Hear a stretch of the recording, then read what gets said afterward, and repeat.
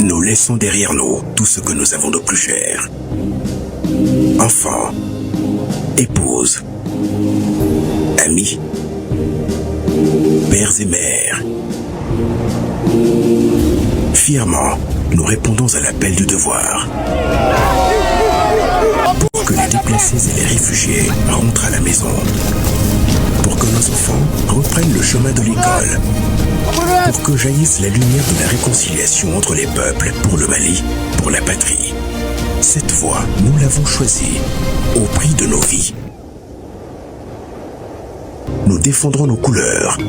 Et si nous laissons derrière nous veuves et orphelins, nous vous prions, prenez soin d'eux.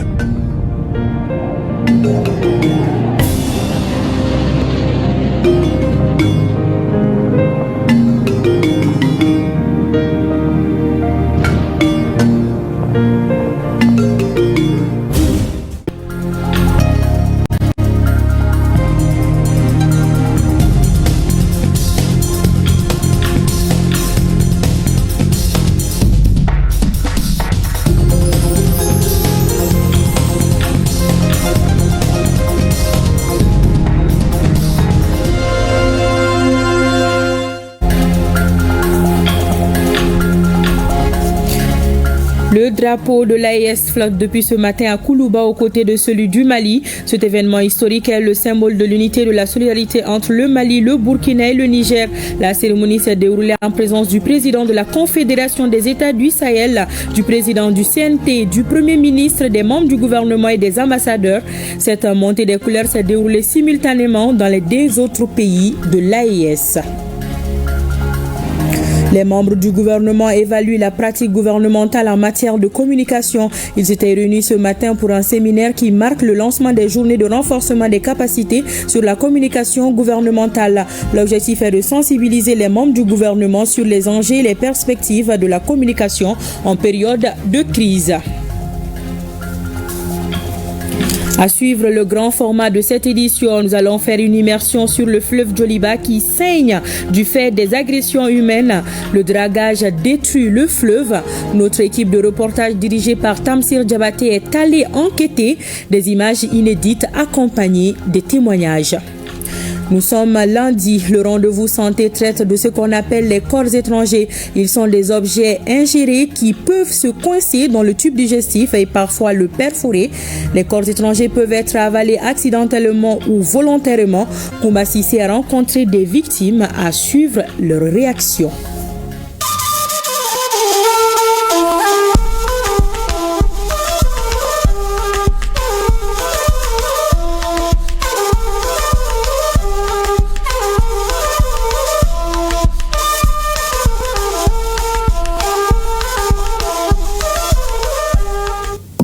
Troisième jour du mois de Ramadan, vous servir est un réel plaisir. Bonsoir et bienvenue à tous.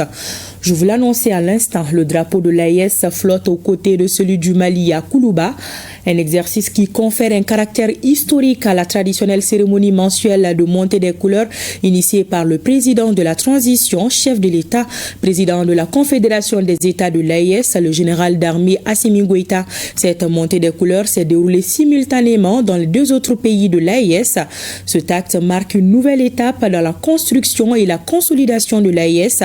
La cérémonie de ce matin a enregistré, outre le personnel de la présidence, le président du CNT, le premier ministre et les membres du gouvernement, des ambassadeurs aussi. Le reportage de Garibou Pérou. Au rendez-vous de la levée des couleurs arrive le général d'armée Assimi Goïta, président de la transition. Face au général Goïta sont juste apposés deux drapeaux. À droite est fixé le drapeau du Mali et à gauche le drapeau de la Confédération des États du Sahel. Autorisé par le général Goïta, président aussi de la Confédération, les couleurs sont hissées l'une après l'autre. Cette levée du drapeau de l'AES au sommet du palais de Koulouba est une première.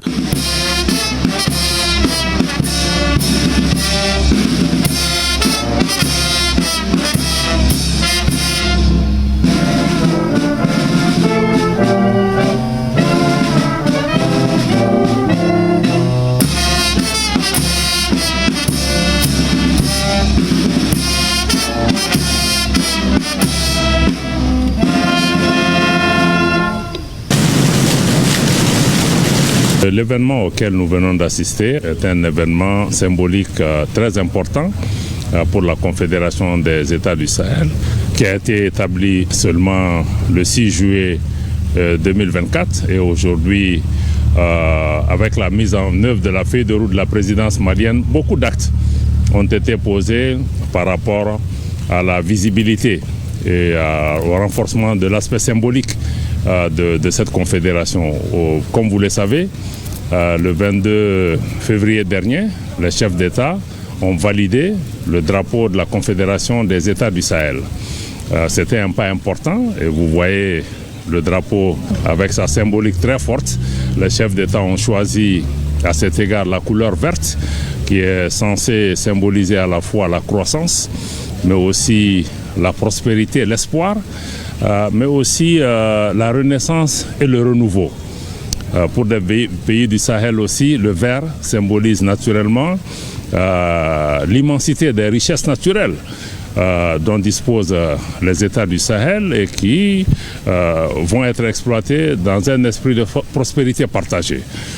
Donc la symbolique de cette couleur est extrêmement forte et c'est un pas aujourd'hui important que cette montée des couleurs ait été placée sous la haute présidence du président de la Confédération, son Excellence le général d'armée Assimi Goïta, président de la transition et chef de l'État du Mali, et avec la présence de l'ensemble du corps diplomatique, de l'ensemble du gouvernement. Je crois que ceci est important. Élargie aux ambassadeurs des pays amis et partenaires, cette cérémonie transmet un message symbolique de coopération et aussi de solidarité en faveur des États confédérés. Le même exercice se déroule concomitamment au Burkina Faso et au Niger. Au-delà de Bamako, cette montée des couleurs aussi se tient simultanément au Niger et au Burkina, sous la présidence des présidents de ces deux États, notamment le capitaine Ibrahim Traoré, président du Faso, et également le président Tchani, et président du Niger. Donc nous pensons qu'avec ce acte qui est posé aujourd'hui, c'est un pas supplémentaire dans la construction et la consolidation de la Confédération des États du Sahel, mais aussi envoyer un message symbolique extrêmement fort d'unité, d'union et de communion de l'ensemble des peuples autour des idéaux d'intégration de cette confédération. Nous souhaitons que le bon Dieu puisse nous accompagner dans cette belle aventure humaine. Lundi 3 mars 2025 marque une date historique. Elle évoque l'idée d'une identité collective, d'un destin commun au point qu'elle mérite d'être gravée en lettres d'or et rappelée à travers le temps. En attendant ce rappel, les deux drapeaux flottent majestueusement sur le palais de Koulouba, témoin des États stables et prospères.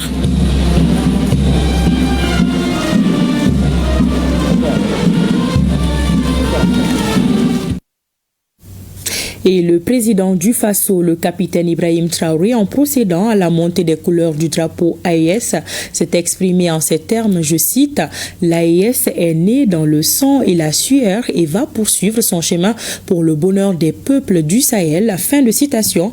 Je vous invite à suivre un extrait de son intervention, des propos recueillis par nos confrères de la presse présidentielle du Burkina Faso. Nous souhaitons qu'à travers cette cérémonie solennelle, que tous les amis du Burkina Faso, les amis de l'AES, puissent comprendre que nous restons ouverts pour tous ceux qui veulent un partenariat sincère, respectueux. L'AES sera donc la terre d'accueil et nous pourrons collaborer. Mais ceux-là qui viennent pour nous exploiter ou avoir ce partenariat qu'on juge inapproprié, qui viennent pour violer notre souveraineté, notre indépendance, qu'ils comprennent que nous ne serons pas prêts à les accueillir. Nous poursuivrons notre marche parce que les difficultés contribuent à nous forger. Les difficultés nous rendent forts. L'AES est né dans le sang et la sueur. Il va poursuivre son chemin pour le bonheur des peuples du Sahel. Je souhaite que tout un chacun puisse donc, à travers ses actes quotidiens, faire en sorte que la révolution que nous avons entamée puisse être la bonne et la meilleure, qui puisse inspirer toute l'Afrique à s'unir. Le même cérémonial s'est déroulé à la présidence du Conseil national pour la sauvegarde de la patrie, CNSP. La cérémonie était présidée par le chef de l'État du Niger, le général de brigade Abdourahmane Tchani, en présence de plusieurs invités civils et militaires. Le film de la cérémonie avec Gérard Abdoulaziz. Enclenché le 6 juillet 2024 par le Burkina Faso, le Mali et le Niger suite à la transformation de l'Alliance des États du Sahel AES en confédération, le processus d'intégration se poursuit activement au sein du espace, notamment au Niger, avec la montée des couleurs du pays en même temps que le drapeau de l'AES ce lundi dans la matinée à la présidence du Conseil national pour la sauvegarde de la patrie CNSP. L'événement solennel, dont l'importance n'est plus à démontrer, s'est déroulé sous la présidence du président du CNSP, chef de l'État, le général de brigade Abdourahmane Tchani, en présence du Premier ministre, ministre de l'économie et des finances, Lamine Zen Ali Mahaman, des membres du CNSP et du gouvernement. Attention pour les couleurs. Envoyez!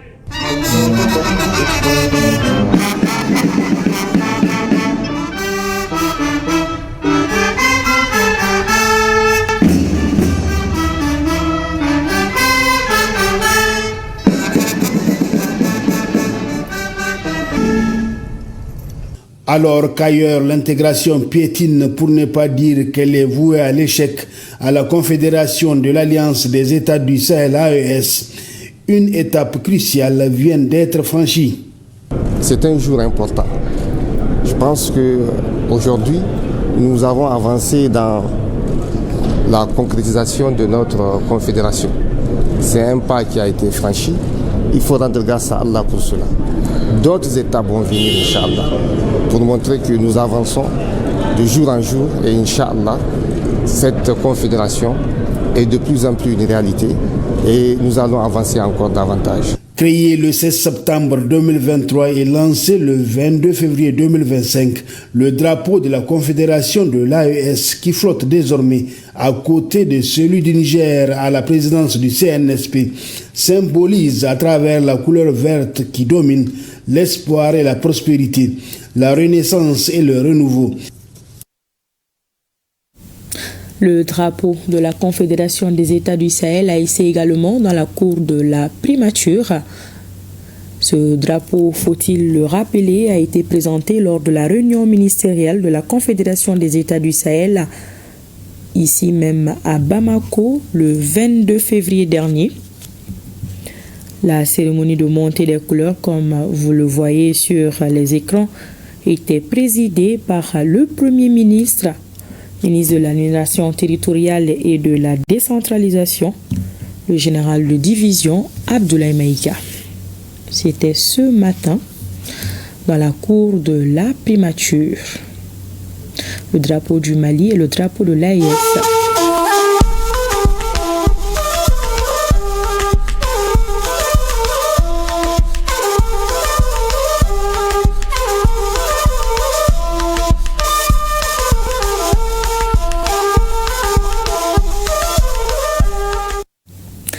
Ouverture ce matin à la primature des journées de renforcement de compétences sur la communication gouvernementale.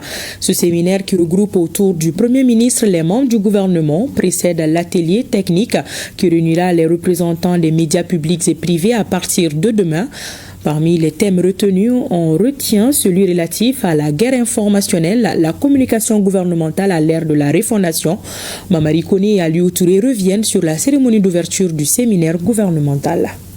Les ministres à l'école de la communication gouvernementale, c'est une journée de renforcement des capacités des membres du gouvernement sur comment communiquer, où communiquer et quand communiquer. La communication gouvernementale est l'ensemble des communications visant à valoriser et légitimer les actions du gouvernement devant les citoyens. À cet effet, elle englobe la communication interne et la communication externe et prend en compte les techniques telles que les relations publiques et les relations entre presse, mais aussi les techniques, les outils et les méthodes.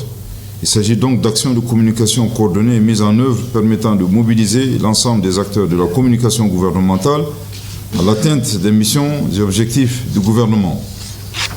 La crise multidimensionnelle et les différents défis à relever, notamment au niveau sécuritaire, et le terrorisme médiatique imposent au gouvernement la prise en main de sa communication avec en ligne de mire le renforcement de la cohésion sociale et la préservation des intérêts de la Confédération des États du Sahel.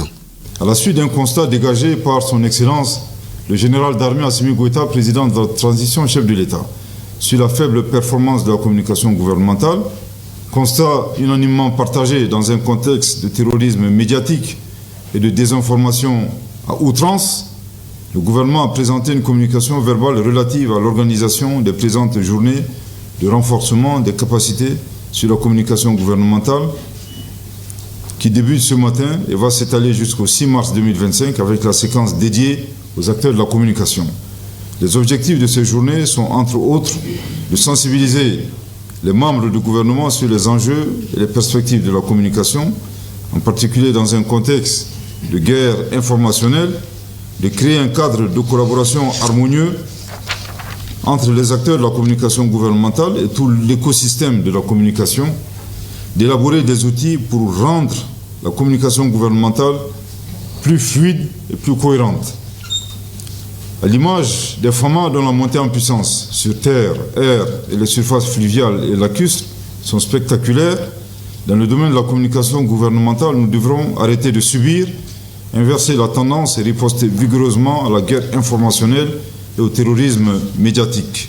Notre démarche s'inscrit dans le cadre de l'apaisement du climat social, décliné parmi les 8 axes stratégiques de la lettre de cadrage que son Excellence le général d'armée Assimi Goïta, président de la transition, chef de l'État, a adressé au gouvernement pour servir de repère pour l'action gouvernementale.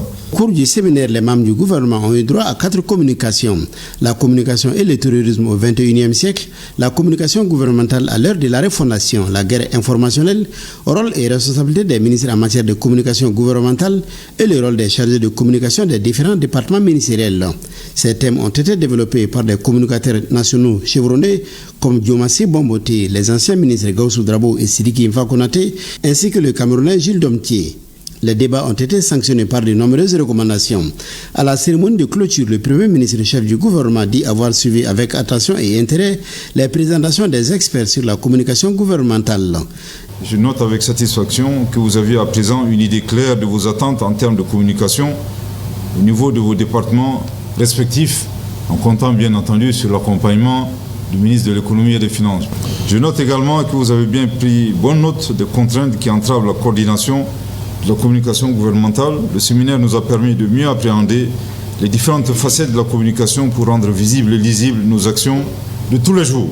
Je note enfin que face aux hostilités multiples visant à saper les succès enregistrés par la Confédération des États du Sahel dans leur quête de pleine souveraineté et de développement, ce séminaire nous a permis de mieux appréhender les attentes de nos compatriotes face à cette guerre informationnelle. Ces échanges ont été l'occasion pour nous d'appréhender les enjeux et défis de la communication gouvernementale, mais surtout notre rôle en tant que membre du gouvernement. Mesdames et Messieurs les ministres, au sortir de ce séminaire, vous êtes désormais outillés pour donner une nouvelle impulsion à vos départements sur le plan communicationnel, en adéquation avec les attentes de nos compatriotes et en phase avec la vision de son Excellence le général d'armée Assimi Goïta, président de la transition, chef de l'État. Pour ma part, je veillerai à ce qu'une nouvelle impulsion soit donnée au centre d'information gouvernementale afin d'assurer une meilleure coordination de la communication gouvernementale, de permettre de mieux orienter nos actions de communication et de donner de la visibilité à l'action gouvernementale.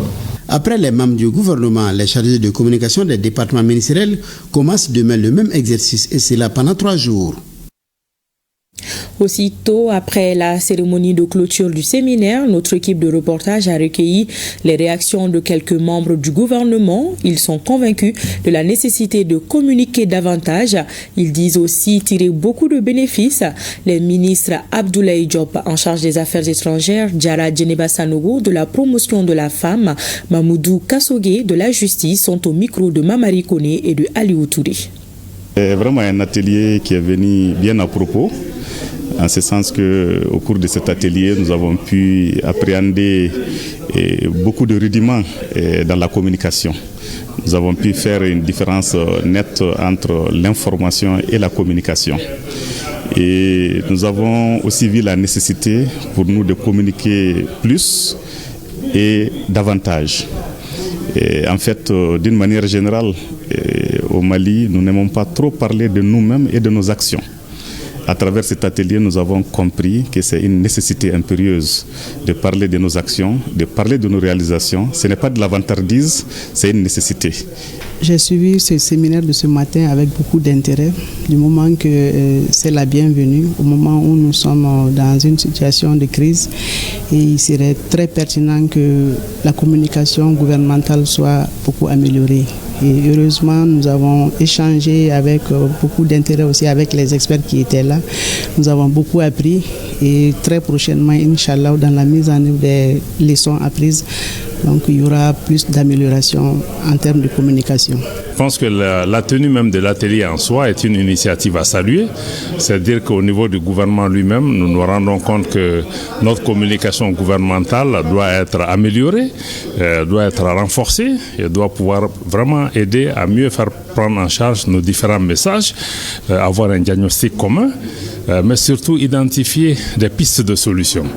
Les experts que nous avons entendus aujourd'hui, des experts de haut vol dans leur domaine, et puis les interventions des différents membres du gouvernement nous ont permis en tout cas de comprendre les difficultés, mais aussi de voir comment nous pouvons mieux communiquer, comment nous pouvons faire en sorte que les actions, les activités du gouvernement soient mieux comprises par la population et que nous puissions vraiment influencer davantage notre propre communication ici. Naturellement, ça demande une organisation que nous devons avoir. Il y a aussi des moyens à mettre en place.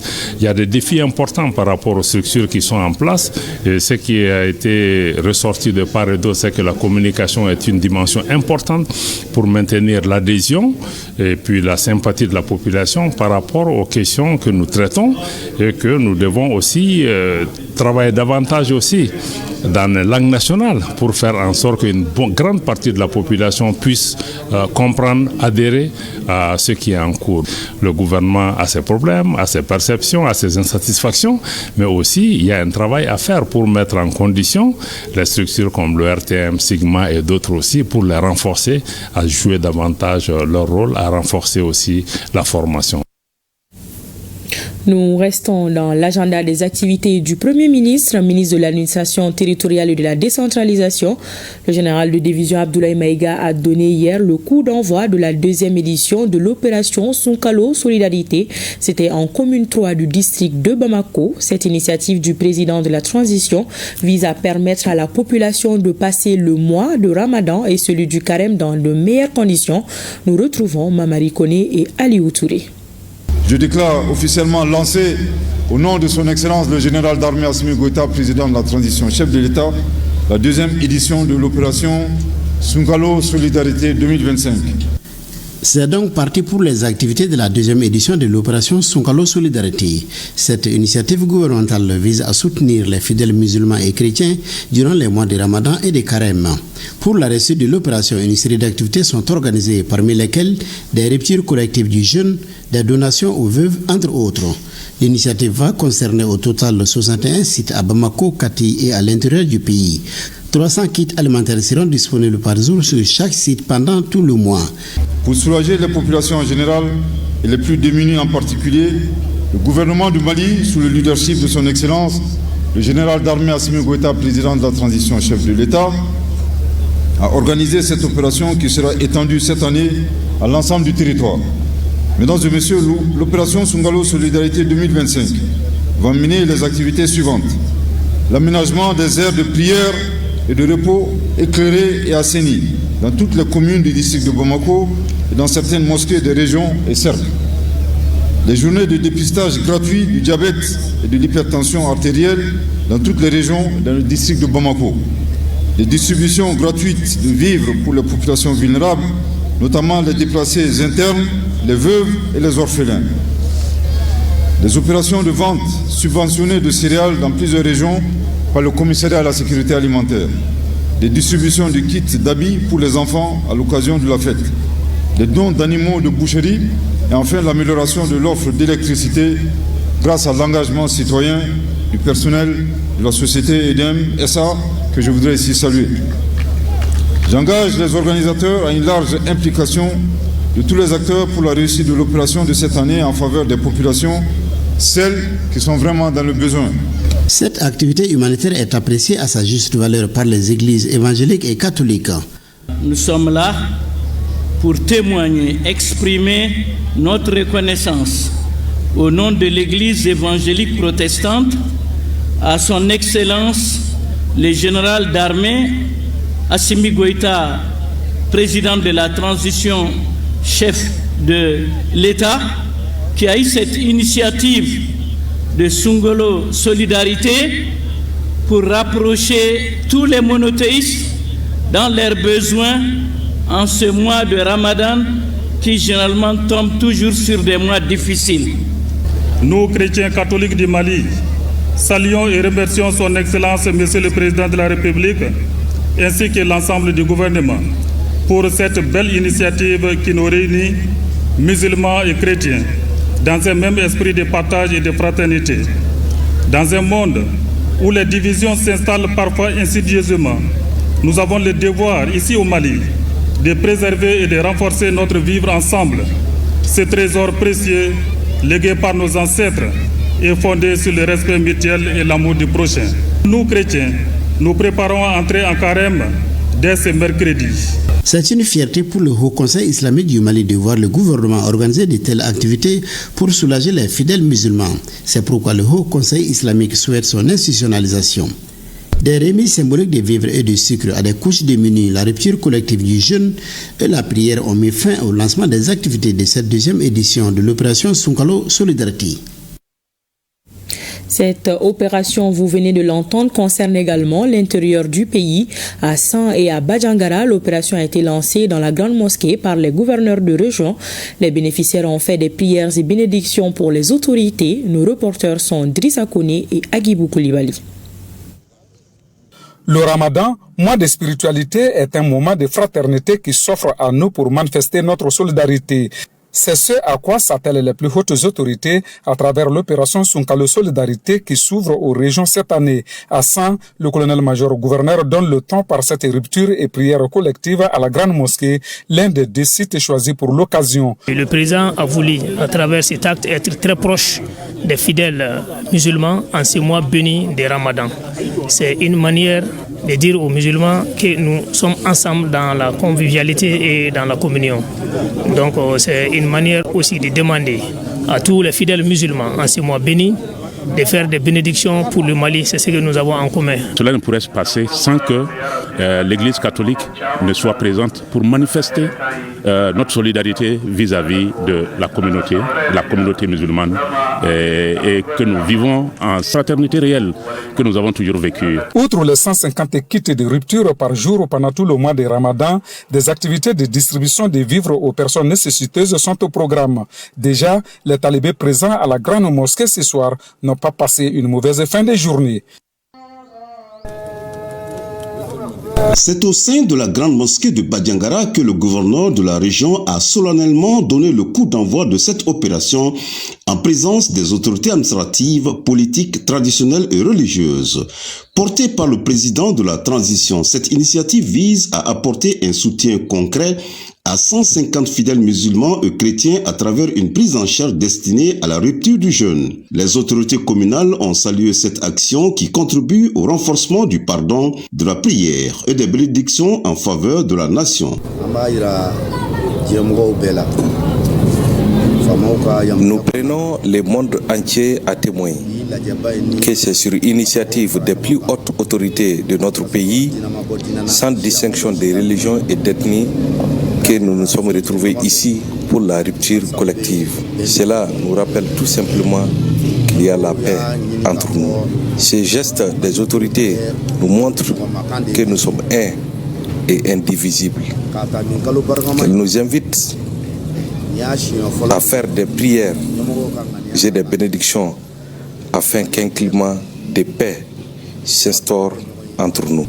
Le chef de l'exécutif régional a quant à lui mis en exergue la participation active des confessions religieuses à cette opération, réaffirmant ainsi la cohabitation pacifique entre musulmans et chrétiens au Mali. Il a par ailleurs rappelé que cette initiative s'inscrit pleinement dans le respect des principes de la laïcité de la République, tout en soulignant sur les engagements de la Charte pour la paix et la réconciliation nationale. Nous notons avec satisfaction la présence de nombreux fidèles musulmans et chrétiens. Cette opération va s'étaler sur 50 jours. En effet, le Ramadan sera suivi du carême. La rupture du jeûne aura lieu dans différents lieux de culte musulmans et chrétiens. Ceci est une première qui caractérise le Mali Koura. Nous demandons à tous les fidèles musulmans et chrétiens de faire des prières pour la paix et la réconciliation. Et nous nous tolérions les uns les autres, quelles que soient nos différences. Au-delà de son caractère humanitaire, l'opération Sunkalo Solidarité 2025 traduit la volonté des autorités d'instaurer une dynamique fondée sur la solidarité, l'entraide et la cohésion sociale.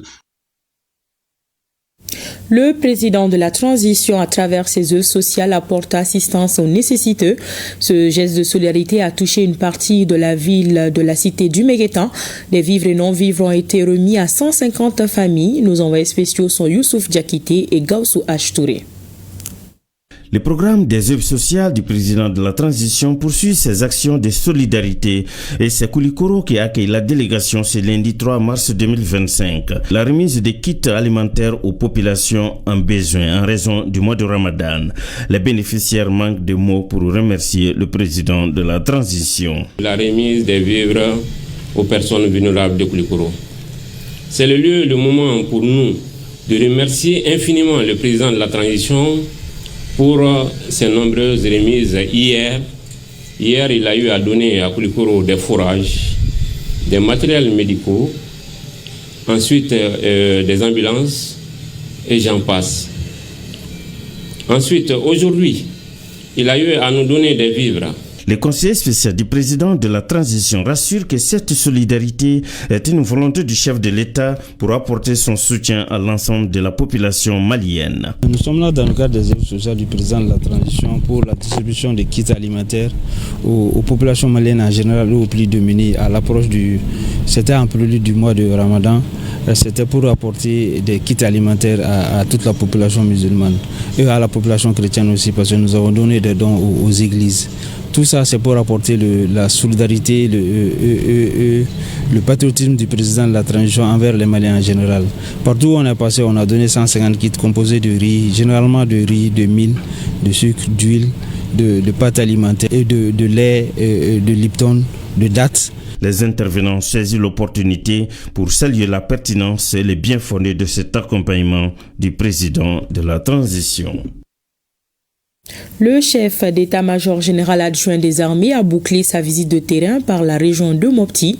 Le général de division Keba Sangaré s'est entretenu avec les hommes à Sévaré et Djéné sur la situation sécuritaire au niveau du théâtre-centre de l'opération Maliko.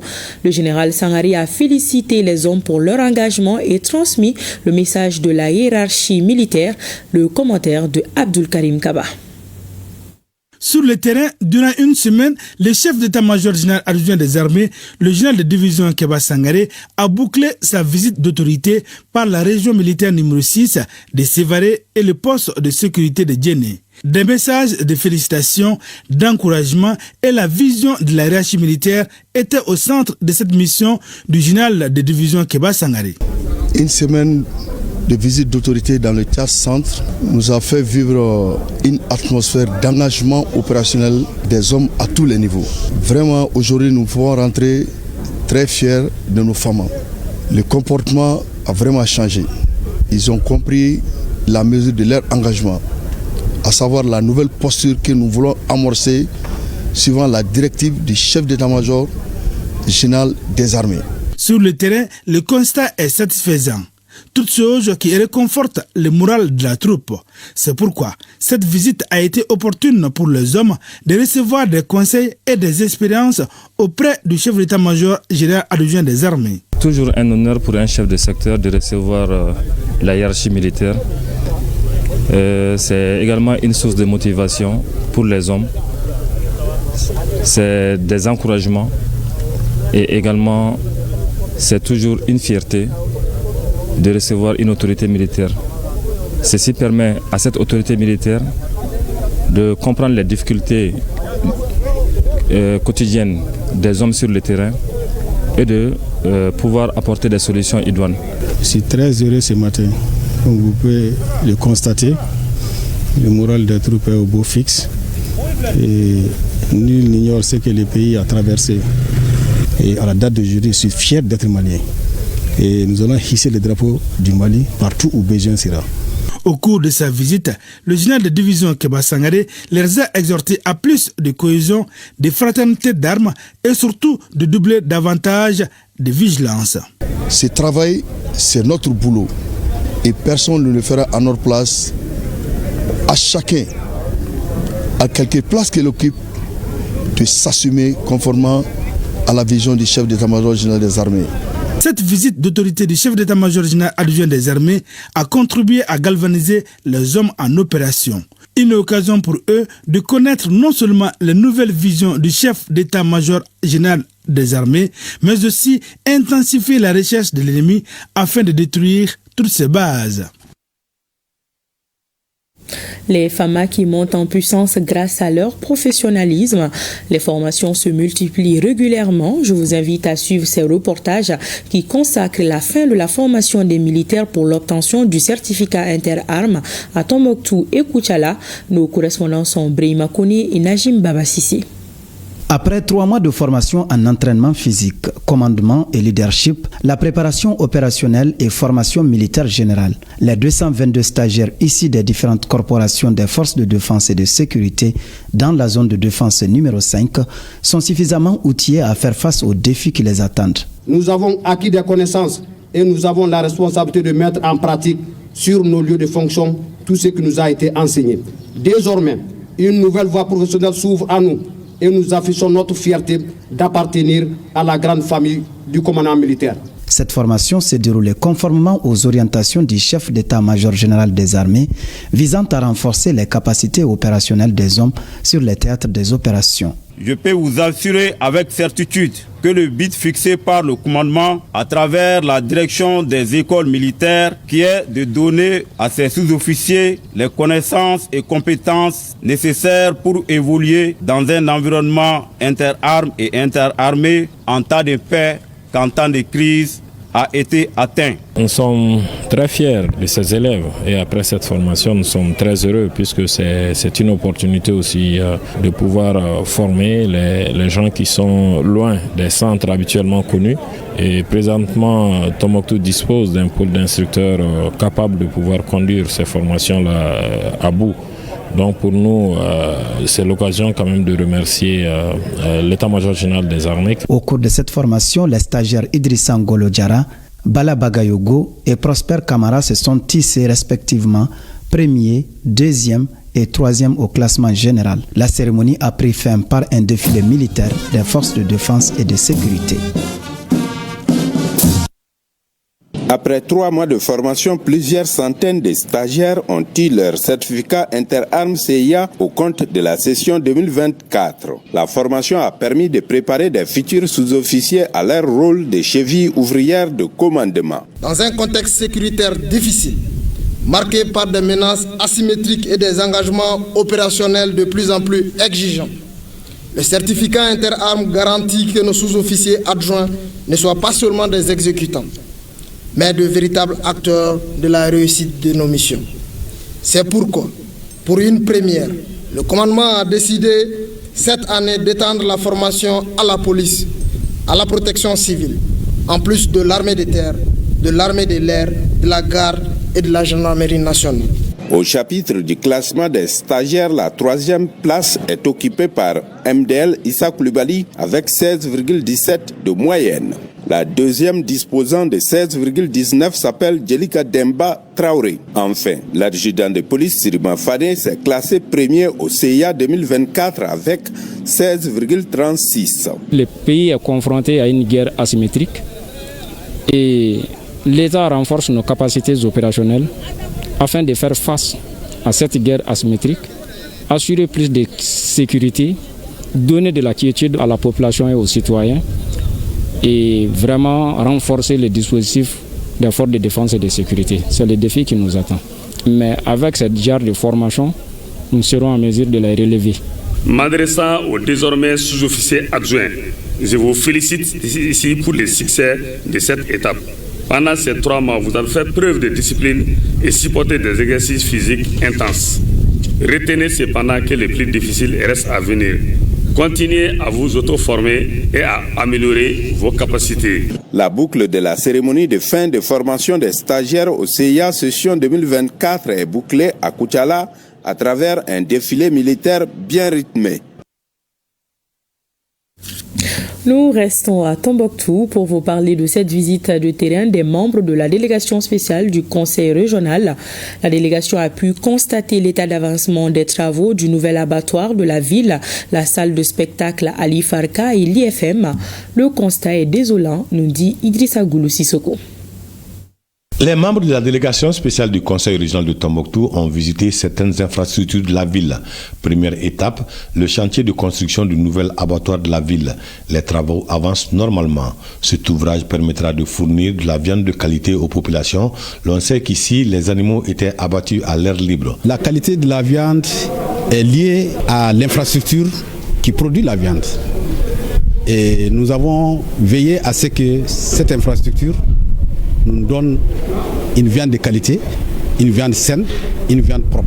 En tant que bénéficiaire, on n'a rien à dire si ce n'est pas bienvenu pour ce qu'on a eu. Là où on est aujourd'hui, on est dans les plus grandes difficultés du monde. Si on a eu cet abattoir-là, ça va nous améliorer notre condition. Certes, il y a certaines difficultés, mais nous pensons qu'avec l'appui des partenaires, avec l'appui de l'État, on peut toujours continuer à améliorer et puis avoir un abattoir digne de ce nom. C'est vraiment un financement de la coopération suisse à hauteur de plus de 195 millions honneur. Mais avec la construction de ce nouvel abattoir, je pense que nos populations, nos bouchers seront très très satisfaits. La salle Ali Farka Touré et l'IFM Égir sont à des stades de dégradation très avancés. C'est le constat à l'issue de cette visite de la délégation. Vous savez que l'année 2025 a été décrétée par les plus hautes autorités comme l'année de la culture.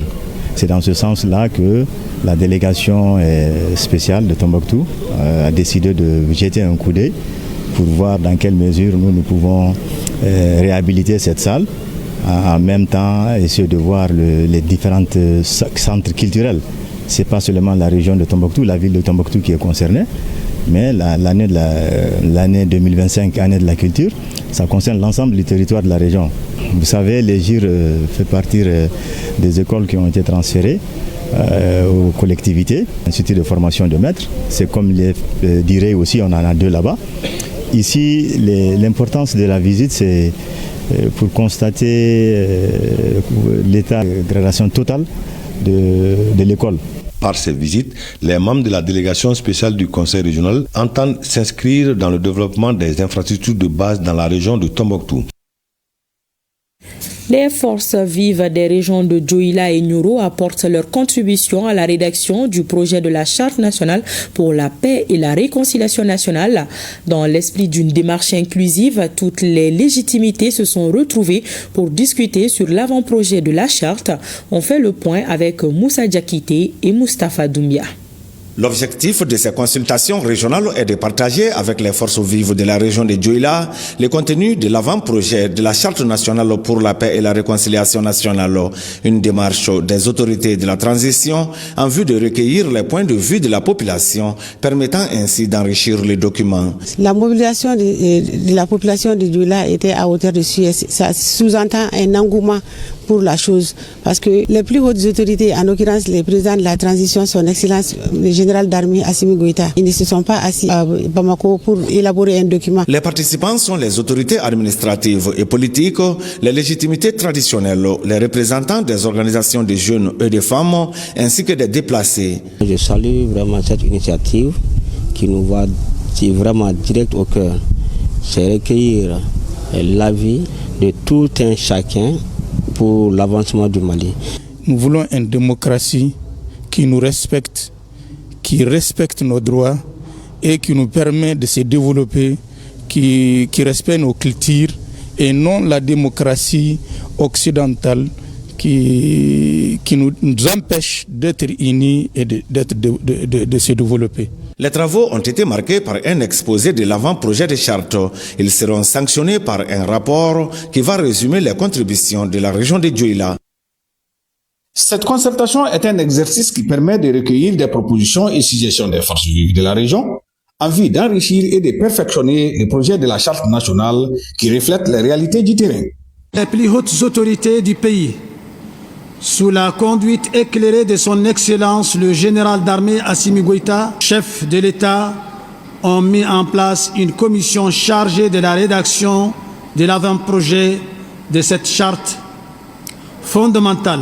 Le Mali nouveau ne peut se construire que sur les bases solides de la paix et de la réconciliation. À travers des débats francs, respectueux et constructifs, vous aurez la responsabilité d'analyser minutieusement chacune de ses composantes et d'émettre des recommandations au nom des forces vives de la région de Nioro.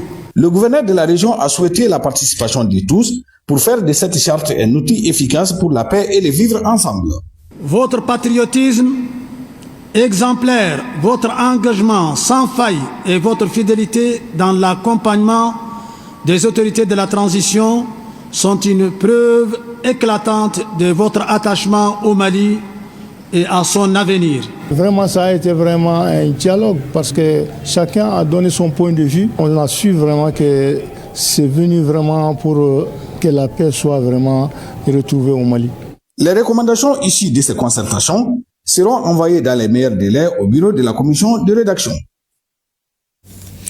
Nous arrivons au grand format de cette édition. Le fleuve Niger est en danger du fait des actions de l'homme. Ce soir, nous traitons de la problématique de l'orpaillage par dragage. Ce sont des machines composées de cylindres, de tuyaux, de pompes et autres qui sont utilisées dans le fleuve pour extraire de l'or. Aujourd'hui, le fleuve Niger est méconnaissable. Si rien n'est fait d'ici quelques années, cette mer nourricière risque de disparaître. Tamsir Diabaté et Tayeb Adjaouiakwe sont allés à la rencontre des acteurs et des populations riveraines dans le cercle de Kangaba pour des témoignages. Le grand format de la rédaction en exclusivité avec nos envoyés spéciaux. Cercle de Kankaba, de l'agriculture comme activité principale à la fabrication du drag comme activité privilégiée.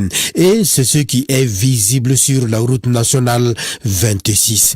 Premier constat, à partir de Farabanda, pratiquement à chaque 200 mètres, l'on voit que des soudeurs métalliques. Et pour cause, l'orpaillage par dragage.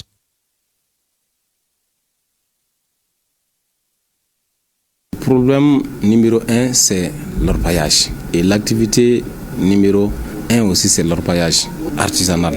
Le problème fondamental de cette pratique malsaine qu'est l'orpaillage par dragage est le non-respect du code minier. Cela malgré des sensibilisations et des concertations avec les communautés riveraines du fleuve. Une initiative des autorités de la transition pour une solution durable à la problématique du dragage sur le lit du fleuve Niger. Le dragage au niveau des lits du fleuve est formellement interdit.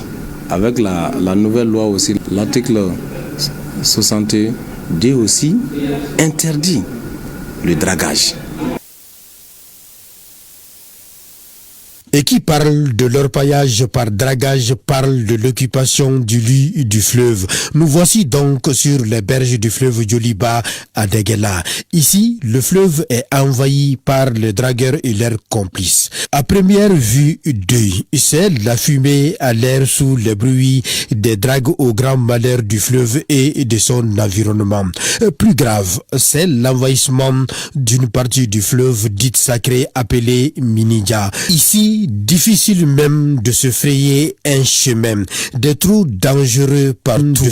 Le mieux, c'est à l'aide d'une pirogue afin d'accéder d'un site de dragage à un autre. Une fois sur ce site. Ce sont des milliers de dragues et des dortoirs préfabriqués à perte de vue sur les berges du fleuve, avec plus de 2 millions de personnes venues de tous les horizons. Rien qu'ici, entre Déguéla et Figuira, des familles entières sont même fondées ici et l'état d'alerte est maximal.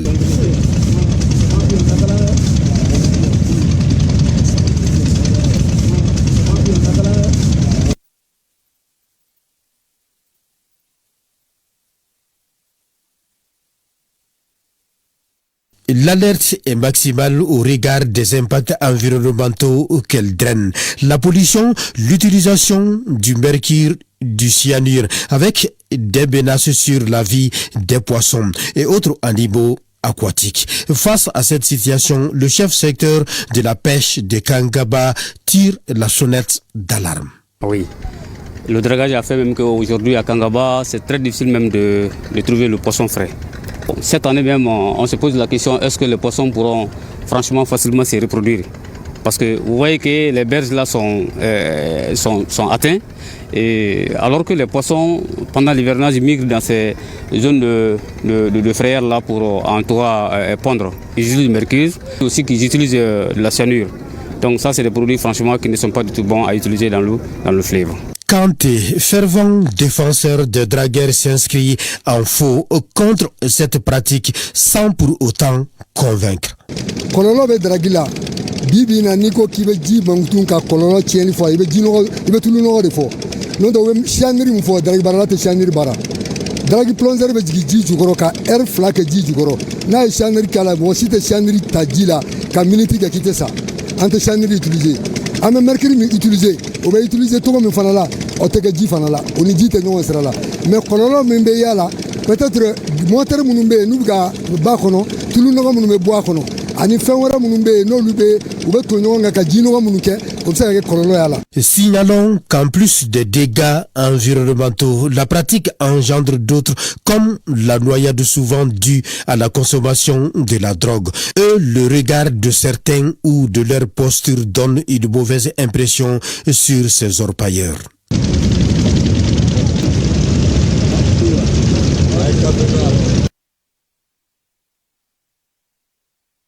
Ici, c'est la course effrénée pour l'or.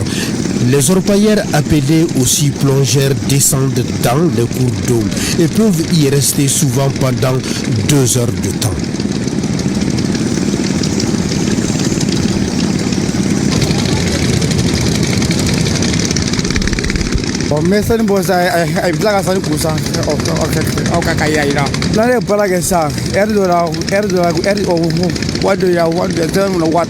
À noter que chaque machine de dragage emploie au moins 12 personnes, dont des femmes laveurs de tapis, et leur âge varie entre 14 et 35 ans.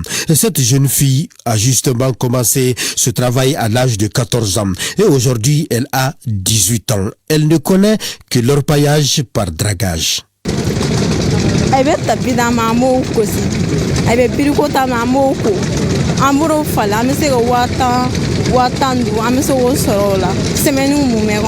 Et par rapport à l'autorisation pour l'exploitation et l'installation des machines de dragage sur le fleuve, les avis sont divers entre les acteurs concernés.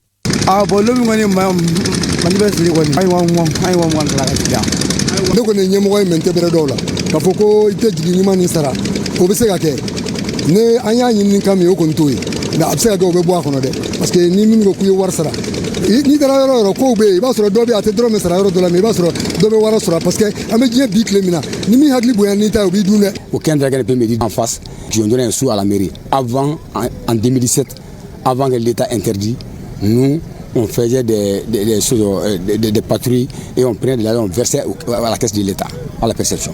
Dunan tɛ baara kɛ dugu la ni dugumɔgɔ t'a la c'est ne ko ko dunan gansan don o tɛ tiɲɛ kuma de an yɛrɛ t'a ba la mais an b'a la ka bɛn mun ma gɛlɛya min bɛ an kan o nafolo min bɛ sɔrɔ u tɛ an tɛ nafolo bɛrɛ min na mais min bɛ sɔrɔ fɛ n'a y'a sɔrɔ sisan an ka dɔgɔtɔrɔso tiɲɛlen ou bien foroba yɔrɔ minnu bɛ yen an b'u dilan n'a de dɔ papier dɔ d'a ma dɔrɔn a b'a jira k'a fɔ i ye nin hakan sara. hɛrɛ kɔlɔlɔtɔ a dɔ ye suɲuma ba tan ye an de fɛ yan bi an ya manden kɔnɔ yan On souhaitait de quitter, mais d'une façon, quand tu vois, il y a beaucoup de gens qui sont ici. Bon, il y a tous les étrangers qui sont ici. Il y a des réfugiés. La plupart même, c'est les réfugiés qui sont plus nombreux que tout le monde. On sait bien que c'est pas bon, mais d'une façon, quand tu vois ça, si on dit aujourd'hui de laisser ça, on ne sait pas les gens où vont aller. Même le drapeau symbole de l'État qui flotte sur les berges du fleuve Djoliba à Déguéla n'a pas échappé à l'impact environnemental de l'orpaillage par dragage. Voilà, le fleuve Niger, cette mer nourricière mérite d'être protégée et nous devons tous être des soldats dans la protection de l'environnement. Le réseau des organisations pour une citoyenneté participative a tenu sa 3e assemblée générale ce jeudi à Bamako. À l'ordre du jour, la présentation du bilan des activités, la relecture des tests du réseau ainsi que le remembrement du bureau. Un moment clé pour affirmer l'engagement citoyen au Mali. Le reportage de Mohamed Sangaré. Fondé en 2014, le réseau des organisations pour une citoyenneté participative ROCP a pour mission de favoriser l'engagement citoyen et d'impliquer tous les Maliens dans le développement du pays. Lors de sa 3e assemblée générale ordinaire, le bureau exécutif a rassemblé ses membres pour dresser un bilan des réalisations. L'année écoulée a marqué un moment clé dans la vie de notre organisation. La célébration du 10e anniversaire n'a pas été qu'une commémoration. Elle a été un véritable catalyseur de changement. Nous avons vu notre visibilité s'accroître, notre voix portée plus haut et surtout nous avons constaté un engouement sans précédent autour de nos initiatives. De nombreuses nouvelles adhésions ont suivi, signe que notre action résonne et est inspirée. Le ministère de l'Environnement, de l'Assainissement et du Développement durable a confirmé son soutien au ROCP. Le ROCP, à travers son engagement en faveur de l'environnement et du développement local, démontre que l'autonomisation économique des femmes et la préservation de l'environnement vont de pair. C'est pourquoi le ministère s'engage à appuyer et accompagner des initiatives telles que celles portées par le ROCP. Suite aux travaux de la commission d'investiture, les délégués de Bamako et des régions ont restructuré le bureau exécutif et formé 5 commissions, notamment celle dédiée au renforcement des capacités techniques et aux projets. Gardons le cap, intensifions nos efforts et restons unis dans une vision commune d'un Mali plus inclusif grâce à l'engagement des femmes. Le ROCP regroupe plus de 160 associations de femmes et de jeunes à travers le Mali et au-delà. Dans Focus Santé de ce lundi, Koumba Cissé traite des cas des personnes qui ont volontairement ou involontairement avalé des objets. Il s'agit par exemple de la pièce de monnaie, la noix de cola ou des arêtes de poisson. Ces objets appelés corps étrangers se logent dans le tube digestif. La prise en charge se fait au niveau des urgences. Koumba Cissé a rencontré des victimes et parmi elles un cas de tentative de suicide. Suivons ensemble. Est appelé corps étranger dans l'appareil digestif tout objet avalé volontairement ou accidentellement. Malheureusement, au point G, Dr Ganda Soumaré et son staff reçoivent fréquemment des personnes qui se présentent à eux avec des corps étrangers qui leur empêchent très souvent de manger, comme le cas de Bouakar Angoiba.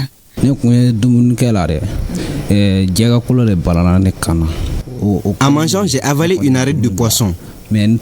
Du coup, j'ai arrêté de manger et j'ai été chez les bozos. Avec leurs médicaments, elle est descendue un peu. Pendant 4 jours, je ne prenais que des aliments liquides. Le 4e jour, je suis venu au point G. Les médecins l'ont enlevé et je suis maintenant à l'aise. Dans la prise en charge de ce genre de situation, l'imagerie est très importante pour localiser l'objet en question afin de prendre des dispositions nécessaires pour extraire le corps étranger. L'injection de corps étranger peut être grave comme simple. Voilà. Si le médecin localise à travers des examens complémentaires, notamment et les radiographies et l'endoscopie. Si l'objet ingéré se situe à un endroit où il peut retirer facilement à l'aide d'une pince, donc le gastro-entérologue, l'endoscopiste passe pour aller avec son appareil, l'endoscope, pour aller retirer avec le matériel qu'on appelle le matériel d'extraction de corps étranger, simplement. Mais dans certains cas, le corps étranger peut être profondément enfoncé. Et là, il faut vraiment, le médecin va avoir recours à d'autres techniques. Contrairement à notre premier patient, M. Adama, nous avons voulu le surnommer ainsi, voulait se suicider à cause d'un litige familial en buvant un produit toxique. Heureusement, les médecins ont pu le sauver, mais le produit en question a sérieusement joué sur sa santé.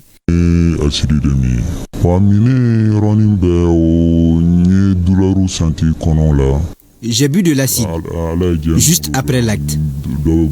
J'ai senti des douleurs au niveau de mon ventre. De sa consommation à nos jours, je ne fais que dépérir. Actuellement, je ne peux rien retenir. Je refoule tout ce que je bois et mange. Les gens qui font ça dans un but de suicide, il y a déjà un contexte. Donc il y a une fragilité psychologique, donc la prise en charge doit aussi être multidisciplinaire. C'est des patients qui doivent être admis rapidement en réanimation pour les réhydrater. Et on commence par faire une radiographie, notamment le scanner, pour voir l'étendue des lésions, pour voir s'il n'y a pas déjà des perforations. Chez lui, la muqueuse de l'œsophage a été relativement protégée, mais l'estomac a été complètement brûlé, à telle sorte que ça a entraîné ce qu'on appelle une sténose. C'est-à-dire que ça a fermé complètement le passage de l'estomac et l'intestin. Donc c'est un patient qui doit être pris en charge par les chirurgiens. Une fois que le corps étranger est avalé, il y a des conduites à tenir pour éviter les complications. Donc ces corps étrangers, lorsqu'ils sont avalés, il ne faut pas faire vomir le patient et le patient ne doit pas avaler. Donc il faut rapidement amener le patient à l'hôpital. La conduite à tenir, c'est pour éviter des complications. Parce qu'il y a des objets qui peuvent perforer l'œsophage pour aller dans les voies respiratoires. Et là, c'est grave. Et au niveau de l'estomac aussi, il y a des objets qui peuvent traverser l'œsophage et aller au niveau de l'estomac, perforer l'estomac. Et tout ça, ça peut entraîner des urgences chirurgicales. Les enfants aussi ne sont pas épargnés. Il leur arrive souvent d'avaler des boucles d'oreilles, des boules, des pièces de monnaie ou de boire des produits toxiques. Dans tous les cas, les victimes, qu'elles soient adultes ou enfants, doivent être transférées immédiatement dans des structures de santé pour une prise en charge rapide. Voilà, prudence. Donc, c'est la fin de cette édition. Merci de votre attention. Bonne suite de Ramadan à tous, mais spécialement à nos téléspectateurs de Kian, région de Sikasso. Pensée spéciale à nos femmes. Bonsoir.